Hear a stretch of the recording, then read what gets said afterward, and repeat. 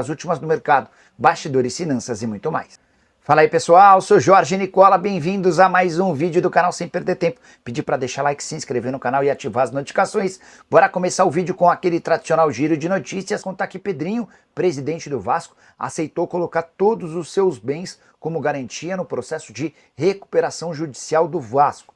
Se houver fraude, corrupção ou gestão temerária, ele pode ter seus bens bloqueados. Bryan Palacios também deve ser negociado somente na segunda janela. O atacante, que pertence ao Atlético, está nos planos do Vasco. Já havia um acordo entre as partes, mas o Galo decidiu postergar a ida do Palacios para março, levando em consideração que Hulk e Júnior Santos estão contundidos nesse momento.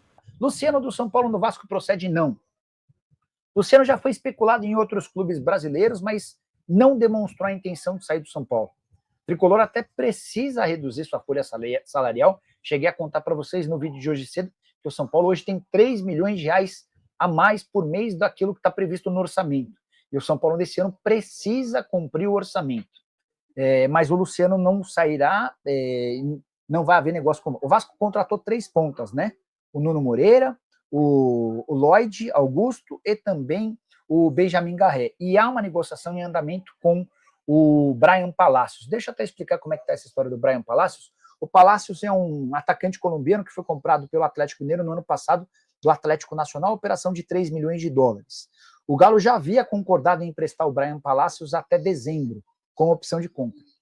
Mas o Atlético acabou pedindo que o Vasco aguardasse mais algum tempo para até que o Hulk se recuperasse, porque o Hulk está machucado.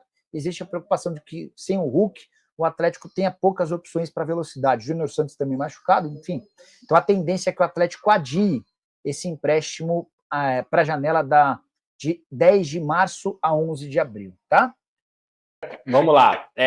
O Vasco da Gama vai ter os 3 reforços que contratou para a parte ofensiva. O Nuno Moreira, o português de 25 anos, o Benjamin Garré, argentino de 24 anos, e também o Lloyd Augusto, angolano de 25 anos. 3 pontas, podem jogar nas 2 pontas, mas o Nuno Moreira principalmente joga mais na ponta esquerda. Isso é uma boa notícia para o time do Fábio Carelli, que não teve esses jogadores na primeira partida na Taça Guanabara. O Paulo Henrique também, que não jogou a primeira partida, está à disposição. As más notícias ficam por conta da suspensão do Paulinho, e o Tietchan também, que dificilmente vai jogar pela questão da lesão que ele teve na partida contra o Botafogo. Então o Vasco da Gama deve ir a campo com o Léo Jardim. Na lateral direita, Paulo Henrique. A zaga, João Vitor, Lucas Freitas e Lucas Piton. Hugo Moura, Cocão, Coutinho. Na direita, Ryan, Verratti. E aí a grande dúvida, se ele vai utilizar o Nuno Moreira como titular, que é o reforço, ou se ele vai continuar jogando com o Lucas Zucarelli, que é o garoto da base.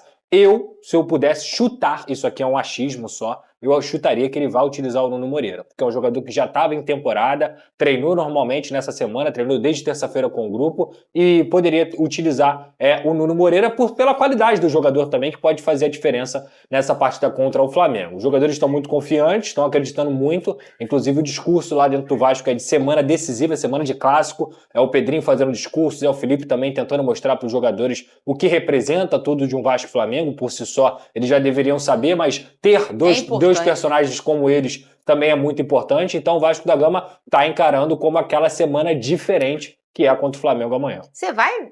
Vou. O Pedrosa já elogiou muito esse Nuno, então, bom, aí um fato novo é sempre muito interessante.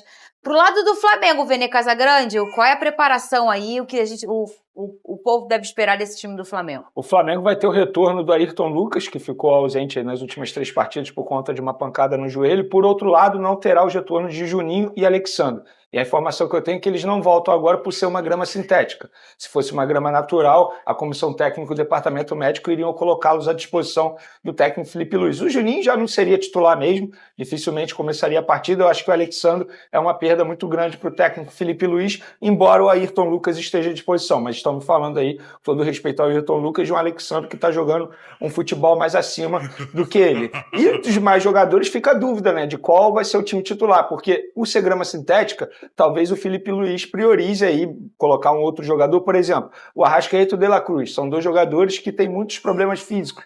A gente já sabe disso do histórico dos 2. Será que vale a pena começar com os 2? A grama sintética, na visão desses atletas, desgasta muito mais.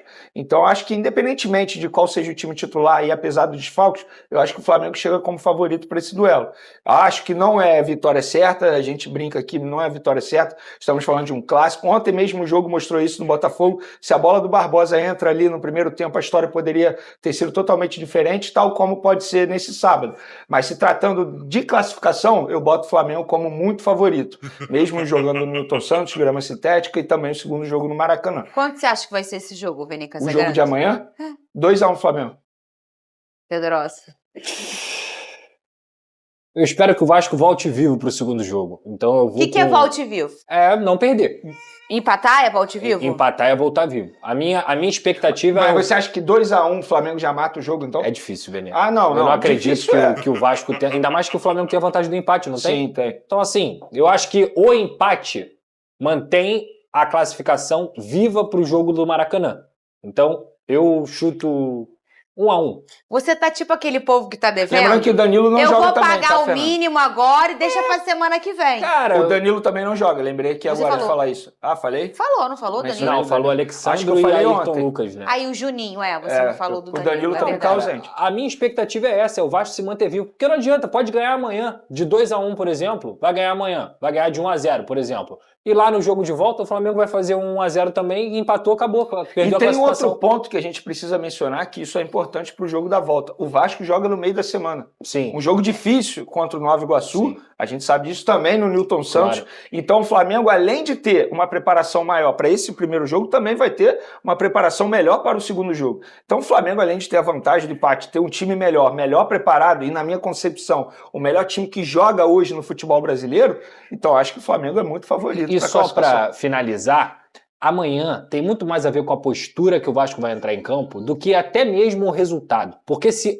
amanhã a torcida do Vasco vê que o time competiu, batalhou, teve uma postura Verdade. decente e conseguiu mostrar que essa superioridade que na teoria existe do Flamengo pro Vasco não é tão grande assim, o torcedor vai acreditar no segundo jogo. Todo mundo vai acreditar. Eu acho que dentro de campo o termômetro da torcida vai ser o time. Então amanhã, mais importante até do que 1-0, 1-1, é postura, cara. É você mostrar que tudo isso que falam e que é verdade que o Flamengo tem um elenco muito melhor do que o do Vasco da Gama, quando a bola rola, tem que mudar. No primeiro jogo da Taça Guanabara, a gente viu essa discrepância acontecendo bizarramente. No primeiro tempo, principalmente, que foi constrangedor. Então amanhã, o mais importante é os jogadores do Vasco vestirem a camisa do Vasco e saber o que eles estão representando. Ter a postura decente para competir com o Flamengo. E o resto, seja o que Deus quiser. E mais uma informação sobre esse clássico. A procura por ingresso está baixíssima. Menos de 10 mil vendidos até o momento. Estamos falando de um jogo amanhã já. Já acontece amanhã. Então não deve ter casa cheia no Newton Santos.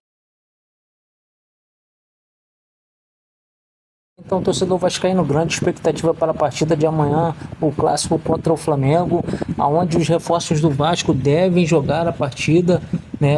E fica a dúvida aí se o técnico Fábio Carille irá utilizar o atleta já de início ou não, né? Se ele vai começar com o Nuno Moreira já no ataque, Benjamin Garré, o Lloyd, que momento que esses jogadores serão utilizados. Deixa o like no vídeo, se inscreve no canal e ativa o sininho de notificações para receber todo o conteúdo aqui do canal Eterno Vasco e comente aí o placar do jogo para amanhã. Forte abraço a todos e até amanhã.